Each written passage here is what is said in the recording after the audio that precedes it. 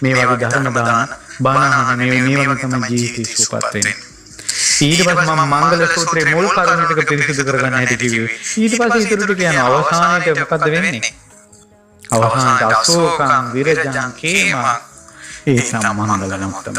ශෝක නැති හිත, බය නැති හිත, කෙලෙස් නැති හිත, අටලෝ දහමේ කම්පා නොවන හිත, ඕ හැම දැනම ජයගත්ත හිත අවසානයේ ඇදලා ලැබෙනවා මංගල කරනවා. ඒකේ මුල පුරාණයි ඒ කාරණාව කිව්වේ. ඔබ මම අපි කවුරුත් බුදුරජාණන් වහන්සේගේ ශ්‍රාවකයෝ. මේ ධර්මයේ සීකරණ පිහිට ගන්න ඕන.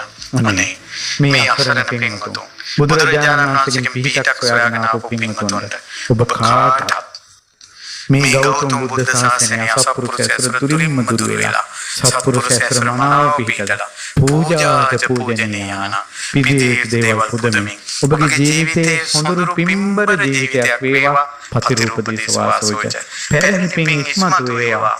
උබ්බේකගත පුඤ්ඤතා ඔබගේ ජීවිතයේ අදුපාඩු හදාගෙන දහම් මාර්ගයේ ඔබගේ ජීවිතේ ගමන් කරන වාසනාව ලැබේවා. අත්ත සම්මාපන්න දීච ඔබට මුළු ජීවිතේම සුබ මංගල වේවා.